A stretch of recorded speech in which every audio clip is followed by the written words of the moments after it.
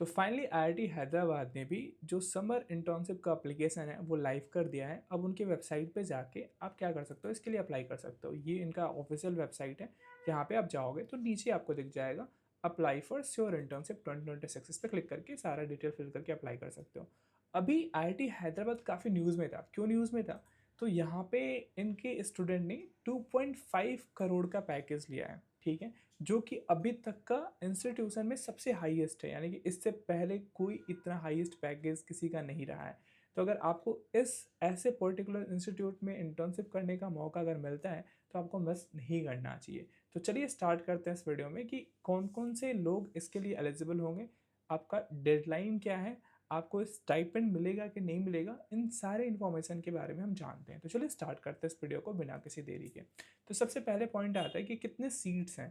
तो देखो, जो आईआईटी हैदराबाद का जो समर इंटर्नशिप है उसमें जो टोटल इनटेक इनका है वो है 250 स्टूडेंट की आपका सेलेक्ट करेंगे। और इसमें सबसे खास बात यह है कि 250 में से 100 जो हैं वो सीट पहले से रिजर्व्ड है गर्ल कैंडिडेट के लिए। तो जो भी गर्ल्स कैंडिडेट की वीडियो को वॉच कर रही हैं तो उनके लिए हायर चांसेस होगा अगर अप्लाई करते हो तो आपका शॉर्ट लिस्टिंग होने का, ठीक है। तो अगर आप गर्ल्स कैंडिडेट हो तो आप डेफिनेटली इसके लिए क्या करो, अप्लाई करो। तो अब ये काफ़ी लोगों का डाउट आता है कि ये फ्री इंटर्नशिप होने वाला है, यानी कि आपको कुछ पैसा मिलेगा कि नहीं मिलेगा, यानी स्टाइपेंड मिलेगा कि नहीं मिलेगा। तो डेफिनेटली अगर आप यहाँ पर इंटर्नशिप करते हो तो आपके मंथली बेसिस पे आप जितने मंथ का इंटर्नशिप सेलेक्ट करते हो उसके बेसिस से आपको पेमेंट दिया जाएगा। जैसे अगर आप एक मंथ के लिए इंटर्नशिप यहाँ पे करते हो तो आपको मिलेगा 7500 रुपीज़। अगर आप 1.5 मंथ के लिए करते हो तो 10,000 रुपीज़ मिलेगा। अगर 2 मंथ्स के लिए इंटर्नशिप करते हो तो टोटल 15,000 आपको मिलेगा आईआईटी हैदराबाद के द्वारा फेलोशिप अमाउंट, ठीक है। समझ में आ गया? तो ये फ्री नहीं होने वाला, आपको पैसा मिलेगा, इसके लिए स्टाइपेंड मिलेगा। अब आता है कि हॉस्टल्स का क्या, फूड का क्या होगा। तो देखो, जो हॉस्टल है, एकोमोडेशन होगा वो आईआईटी हैदराबाद के हॉस्टल में ही आपको मिलेगा, ठीक है। यानी कि आपको कहीं बाहर जाके रहने की जरूरत नहीं है, आईआईटी हैदराबाद के स्टूडेंट हॉस्टल में जाके आप रुकोगे। अब फूड की बात आती है तो फूड या फिर मेस चार्ज बोलो, तो ये जो भी इंटर्न होंगे उनको खुद से बेयर करना पड़ेगा, आपको उसके लिए पेमेंट करना होगा। हॉस्टल के लिए नहीं करना होगा लेकिन फूड के लिए करना होगा। और सबसे बड़ी बात है कि ये कोई भी ऑनलाइन इंटर्नशिप नहीं होने वाला है, आपको फिजिकली आईआईटी हैदराबाद विजिट करना होगा और वहाँ पे क्या होगा, ये रिसर्च इंटर्नशिप होगा। तो आप अगर ऑनलाइन के लिए सोच के बैठे हो या पार्ट टाइम सोच के चल रहे हो तो पार्ट टाइम या ऑनलाइन ये मोड में नहीं होने वाला है। अब बात करते हैं सबसे क्रूशियल इंपॉर्टेंट जो पॉइंट होता है कि कौन से ऐसे कैंडिडेट होंगे जो एलिजिबल होंगे इस एप्लीकेशन के लिए। तो सबसे बड़ी बात, अगर आप मास्टर डिग्री कर रहे हो, जैसे कि एमएससी कर रहे हो, एमएससी में मैथ्स कर सकते हो, फिजिक्स में हो या फिर केमिस्ट्री या बायोलॉजी में हो, अगर उसके आप फर्स्ट ईयर के स्टूडेंट हो तो आप इसके लिए एलिजिबल हो। अगर आप एमए कर रहे हो, सिंपल आप आर्ट्स में कोई डिग्री ले रहे हो, एमए कर रहे हो, अगर उसमें फर्स्ट ईयर में हो तो भी आप क्या कर सकते हो, इसके लिए अप्लाई कर सकते हो। बीटेक बीडेस में अगर आप सेकंड ईयर या थर्ड ईयर के स्टूडेंट हो, सभी ब्रांच के, मतलब electronics, electrical, computer science, IT, किसी ब्रांच के हो तो भी क्या कर सकते हो, अप्लाई कर सकते हो। सेकंड ईयर थर्ड ईयर में होनी चाहिए। अगर आप इंटीग्रेटेड कोर्स में एनरोल हो, जैसे बीटेक एमटेक दोनों एक साथ में होता है, जो इंटीग्रेटेड कोर्स रन होते हैं, अगर आप उनके थर्ड ईयर या फिर फोर्थ ईयर के स्टूडेंट हो तो भी क्या कर सकते हो, आप इस एप्लीकेशन को अप्लाई कर सकते हो, ठीक है। अब आता है कैसे शॉर्ट लिस्टिंग होगी। तो सबसे इंपॉर्टेंट जो बेंचमार्क है ना वो ये रखा गया है, जो स्टूडेंट होना चाहिए उनका रैंक जो होना चाहिए वो टॉप 20% में होने चाहिए। वो कैसे डिसाइड होगा, वो आपके सीजीपीए के ऊपर डिसाइड होगा कि जहाँ पे भी आप जिस कॉलेज के हो, जिस यूनिवर्सिटी में हो, तो वहाँ पे आपका जो रैंक होना चाहिए वो टॉप 20% में होना चाहिए। अगर आप इसके नीचे हो तो आप क्या होगे, आप एलिजिबल नहीं होगे। तो ये चेक कर लेना। सबसे पहले आप तो ये देख लो कि आप इसके लिए एलिजिबल हो कि नहीं हो। अगर आप एलिजिबल हो ही नहीं, जैसे आपका 20% से नीचे है आपका रैंक आ रहा है, यानी कि हायर रैंक में अगर मान लो कि टॉप 50% में हो तो आप नहीं हो पाओगे। तो पहले आप एलिजिबिलिटी चेक करो कि आप सेकंड ईयर में हो या थर्ड ईयर में हो। तो अगर आप एलिजिबल हो तो ये क्रॉस चेक करना पहला स्टेप की बात हो गई।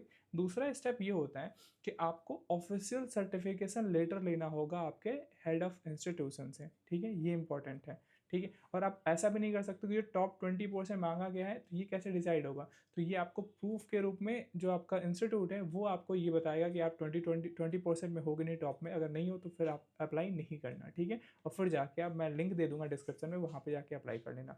तो आपका ये जरूरी है, ऑफिशियल सर्टिफिकेशन लेटर जो आपके हेड ऑफ इंस्टीट्यूशन से मिलेगा, ठीक है। समझ में आ गया। अब आगे बात करते हैं तो क्या मतलब पूरा का पूरा कंप्लीट प्रोसेस कैसे होगा, कितने अगर कैंडिडेट अप्लाई करते हैं तो कैसे उनका शॉर्ट लिस्टिंग होगा। तो सबसे पहला जो स्टेज होगा वो प्रीलिमिनरी स्क्रीनिंग होगा।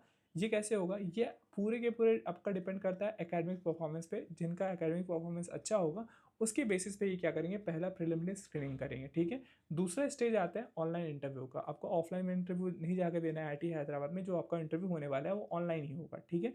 जिस भी डिपार्टमेंट में या जिस एरिया में आप रिसर्च करने के लिए अप्लाई करोगे, उनके जो फैकल्टी होंगे, डिपार्टमेंट मेंटर होंगे, वो आपका ऑनलाइन इंटरव्यू ले रहे होंगे, ठीक है। तो ये 2 स्टेज में होने वाला है। तो सिलेक्शन कैसे डिसाइड होगा? तो सिलेक्शन डिसाइड करता है कि आपका एकेडमिक परफॉर्मेंस कैसा है ओवरऑल आपके कॉलेज में, आपकी यूनिवर्सिटी में, उसके ऊपर डिपेंड करता है।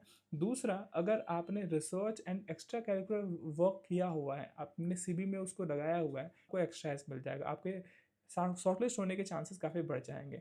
अगर आपने ओलंपियाड्स में, एनटीएसी में या फिर सिमिलर हाई लेवल कॉम्पिटिशन में पार्टिसिपेट किया है, तो भी आपका क्या होगा, चांसेस बढ़ जाएगा, ठीक है। और सबसे जो मोस्ट इंपॉर्टेंट है, आपका इंटरव्यू कैसे जाता है। अगर आपका ऑनलाइन इंटरव्यू अच्छा जाता है, उसके बेसिस पे भी क्या होगा, आपकी शॉर्ट लिस्टिंग डिसाइड होगी। अगर आपका इंटरव्यू अच्छा है तो भी आपके चांसेस ज़्यादा क्या हो जाएंगे, हायर हो जाएंगे। अब बात करते हैं टाइमलाइन क्या है। तो ये 28 फरवरी को ये अनाउंस हुआ है, इसका अप्लीकेशन लाइव हुआ है। जो लास्ट डेट होने वाला है वो 10 मार्च होने वाला है, तो अभी भी टाइम है। अगर आप एलिजिबल हो तो इसके लिए अप्लाई कर सकते हो। जो रिजल्ट डिक्लेयर होगा वो 15 अप्रैल को होगा।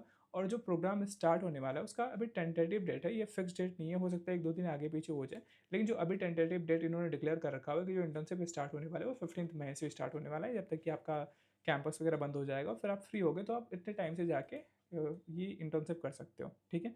एक बार जब आपका सिलेक्शन हो जाएगा तो वो कैसे आपसे कम्युनिकेट करेंगे, तो जो आपने ईमेल डाला होगा, ठीक है, फॉर्म को अप्लाई करते समय, वहाँ पे सेलेक्टेड कैंडिडेट को नोटिफाई किया जाएगा।